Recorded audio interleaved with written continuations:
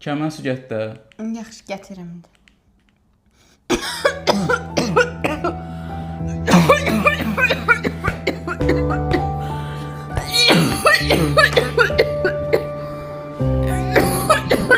Al. Nuş olsun. İç.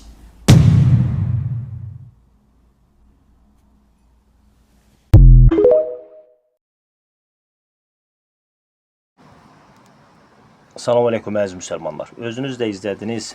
İndi mən buradan sual edirəm. Bu nəyin təbliğatıdır? Əslində deyim nəyin təbliğatıdır. Bu şuuraltı qızlarımıza onu yeritməkdir ki, gələcəkdə ərlərinə itaət etməsinlər. Bu isə cəmiyyətin pozulması deməkdir. Bizlər cəmiyyətdə olan insanları Allahın yoluna, Peyğəmbərin yoluna, imamın yoluna dəvət edərkən bizə deyirlər ki, yox, din pisdir. İndi gəlin müqayisə eləyək. Görək din bizə nə deyir bu barədə. Baxın, birinci bu məsələyə dünyavi cəhətdən yanaşaq, sonra axirət cəhətdən. Dünyavi cəhətdən burada xanım neynədir? 1. Xanım ərini allatdı.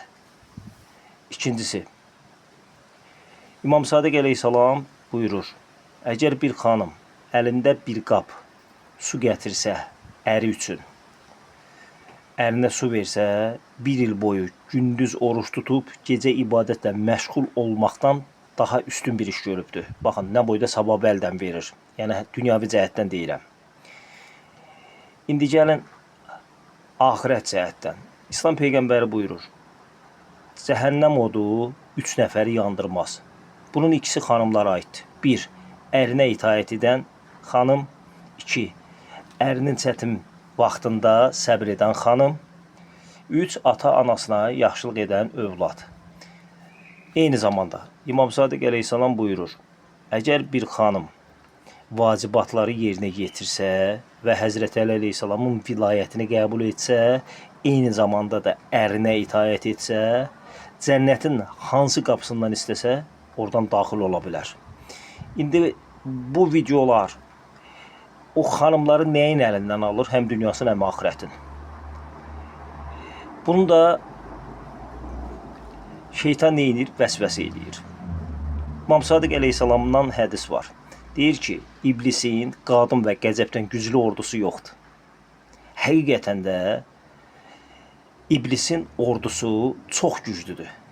Eyni zamanda da ordusunun nümayəndəsi qadınlardır, yaxşılardan diraq. İndi gəlin bu hədisi Quranla tutuşturaq. Həqiqətən də iblis, şeytan zəifdir ya yox. Baxın, Nisa surəsi 76-cı ayə. Şübhəsiz ki, şeytanın hiləsi zəifdir. Mən artıq qərarı buraxdım sizin öhdənizə və çalışın övladlarınızı, xüsusilə qızlarınızı nəzarətdə saxlayın.